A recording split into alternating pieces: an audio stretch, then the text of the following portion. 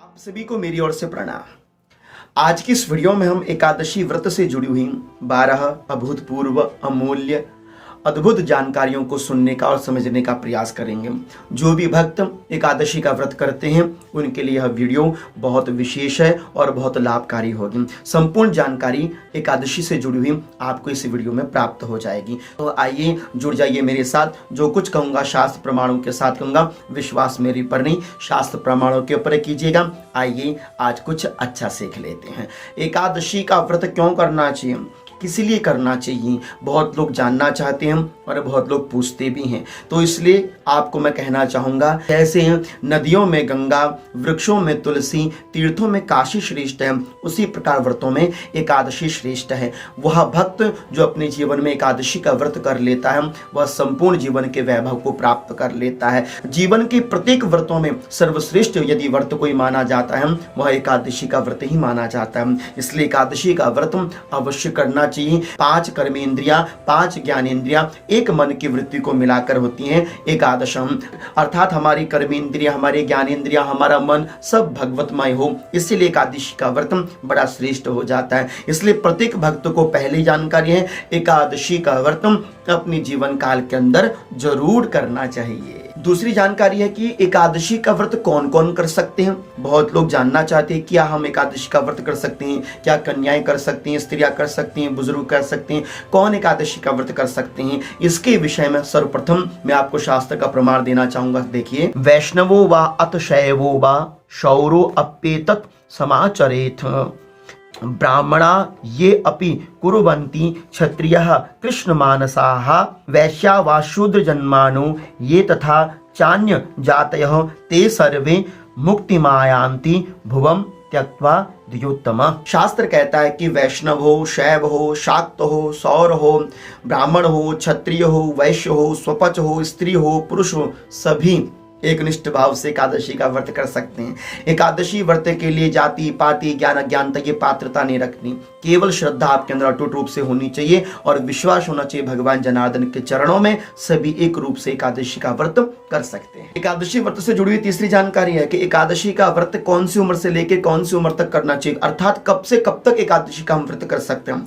तो इसके विषय में धर्म सिंधु कहता है, अष्टम वर्षा ऊर्ध्वम अशीति तम वर्ष पर्यंतम एकादशी व्रताधिकारः, शक्त्यश्च तु अशीति ऊर्ध्वम अप्यधिकारः। अर्थात धर्म सिंधु में कहा गया कि 8 वर्ष से लेकर 80 वर्ष पर्यंत तक हम एकादशी का व्रत कर सकते हैं।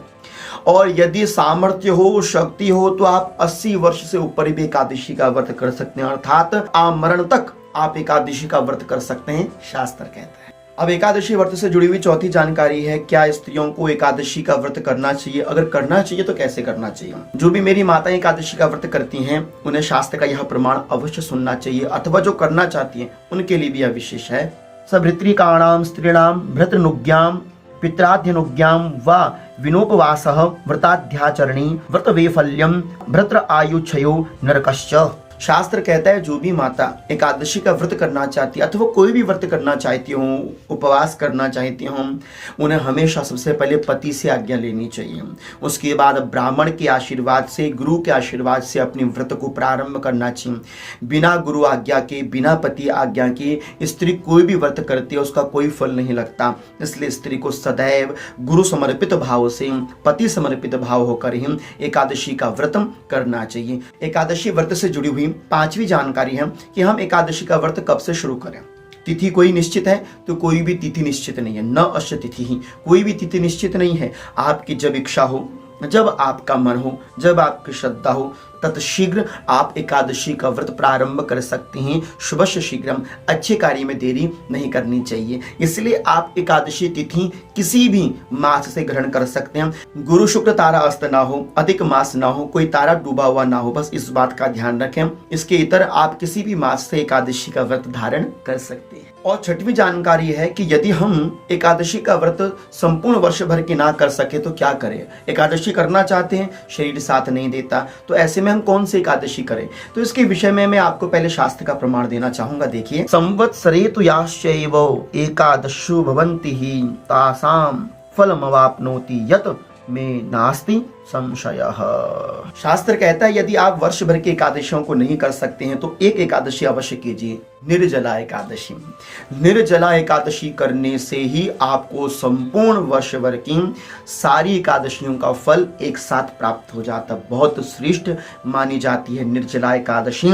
यदि आप असमर्थ हैं, नहीं कर पाते, रोग दोष है, आप दवाई इत्यादि बहुत ज्यादा लेते हैं, एकादशी का व्रत करना चाहिए, नहीं हो पा रहा है संपूर्ण एकादशी का व्रत, तो आप साल भर में एक एकादशी का व्रत निर्जला लीजिए, आपके संपूर्ण व्रत अपने आप परिपूर्ण हो जाते हैं। सातवीं जानकारी है कि यदि एकादशी का व्रत हम करते हैं किंतु शरीर में रोग दोष आदि बहुत ज्यादा है तो हम एकादशी का व्रत किस स्वरूप में लें, इसकी जानकारी भी हमें होनी चाहिए। तो इसके विषय में शास्त्र कहता है नक्तम हविख्या अन्नमानोदनम वा फलम तिलाह क्षीरमथाम्बु चाज्यम। जो भी भक्त शारीरिक रूप से कष्ट में है अथवा अशक्त है, नहीं कर पाता है, तो उसके लिए कहा गया है कि नक्त भोजन करना चाहिए। एक समय का भी यदि आप भोजन करेंगे शुद्ध भाव से, एकादशी के दिन वह व्रत भी मान्य रहता है। उस दिन यदि आप शुद्ध आहार लेंगे, फल इत्यादि ले लेंगे, यदि अन्न भी ग्रहण करते हैं तो अन्न में भात अर्थात चावल का प्रयोग यदि आप नहीं करेंगे तो आपको एकादशी का पूर्णतया फल प्राप्त अवश्य हो जाता है। आठवीं जानकारी है कि हमको एकादशी का व्रत शुक्ल पक्ष की करनी चाहिए अथवा कृष्ण पक्ष की करनी चाहिए। बहुत लोग इसमें शंका शंकित में रहते हैं।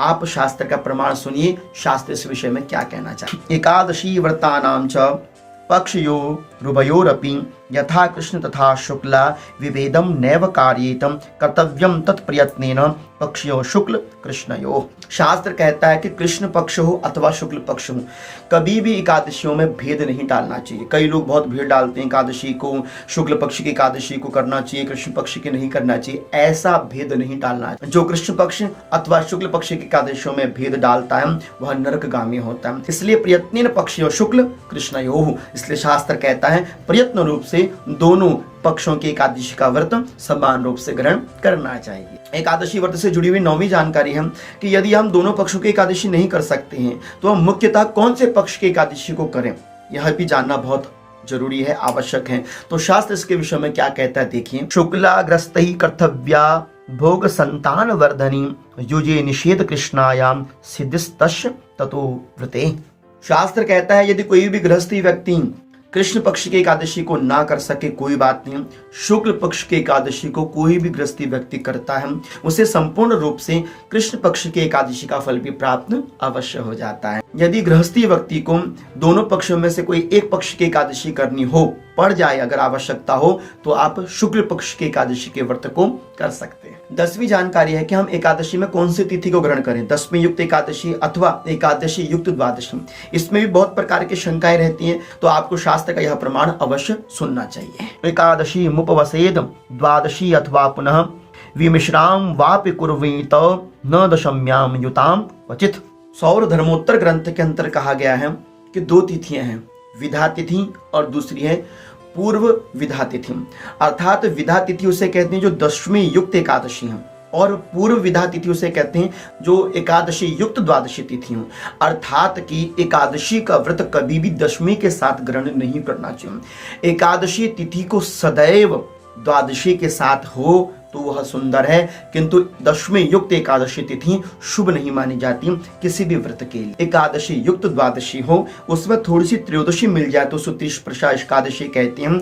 ये एकादशियां बहुत शुभ मानी जाती हैं, किंतु दशमी के साथ एकादशी व्रत को नहीं लेना चाहिए, शास्त्र कहते हैं। एकादशी व्रत से जुड़ी हुई 11वीं जानकारी है कि जो भक्त एकादशी के दिन व्रत करते हैं उन्हें भोजन कब से त्याग करना चाहिए और एकादशी के दिन भोजन क्या ग्रहण करना चाहिए क्या नहीं, इसके विषय में भी जानकारी होना अत्यंत अनिवार्य है। जो भी भक्त एकादशी का व्रत करते हैं उन्हें यह पता होना चाहिए कि दशमी के दिन केवल एक समय का, जिसे कहते हैं एक भुक्त भोजन ग्रहण करना चाहिए। रात्रि के समय कोई भोजन ग्रहण नहीं करना चाहिए। एकादशी के दिन तो कहा गया है कि ना भोक्तव्यम ना भोक्तव्यम ना भोक्तव्यम हरिर्दिने, अर्थात कि एकादशी के दिन तो भूलवशात भी कभी अन्न का ग्रहण नहीं करना चाहिए। हम केवल अशक्त जो व्यक्ति है, असमर्थवान जो व्यक्ति है, रोगी व्यक्ति है, केवल उनको ही एकादशी के दिन भोजन ग्रहण करना चाहिए। केवल फलाहार आप ग्रहण कर सकते हैं और द्वादशी के दिन भगवान श्री नारायण को भोग लगाकर उनके आरार्तिक पूजा आदि करके फिर आपको भोजन ग्रहण करना चाहिए। 12वीं जानकारी है कि एकादशी के दिन हमको विशेष क्या क्या करना चाहिए। एकादशी के दिन देखिए रात्रि जागरण विशेष रहता है।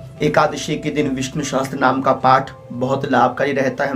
एकादशी के दिन शारीरिक ग्राम भगवान की पूजा अत्यंत फलदायी रहती है। और सबसे बड़ा मंत्र है एकादशी के दिन ओम नमो भगवते वासुदेवाय। इस महामंत्र का जाप एकादशी के दिन अवश्य कीजिए। तुलसी की माला में ओम नमो भगवते वासुदेवाय का जप कीजिए। शुद्ध आचार विचार रखिए, किसी के निंदा चुगली मत कीजिए, शुद्ध भाव बनाकर रखिए। और सबसे बड़ी बात है, अपनी एकादशी के व्रत का उल्लेख किसी के सामने मत कीजिए। किसी के हाथ का जलपान एकादशी के दिन ग्रहण मत कीजिए। किसी को यह व्यक्त मत कीजिए कि मैं एकादशी का व्रत करता हूँ। किसी को अपना पुण्य बताने से वह पुण्य नष्ट हो जाता है। इसलिए शुद्ध भाव एकादशी के दिन बनाकर रखिए और अपने भगवान नारायण का चिंतन कीजिए। यही एकादशी का सर्वश्रेष्ठ फल है। और मैं आशा करता हूँ कि मेरे द्वारा दी गई यह जानकारियाँ आपको अच्छी लगी होंगी। यदि आपको यह वीडियो अच्छी लगी है तो अपने इष्ट मित्रों को जरूर शेयर कीजिएगा। चैनल को सब्सक्राइब करना मत भूलिएगा। यदि आप जुड़ना चाहते हैं तो मुझे इंस्टाग्राम में फॉलो कर सकते हैं। तब तक आप सभी भक्तों के मेरी ओर से अनंत अनंत कोटि वंदन प्रणाम।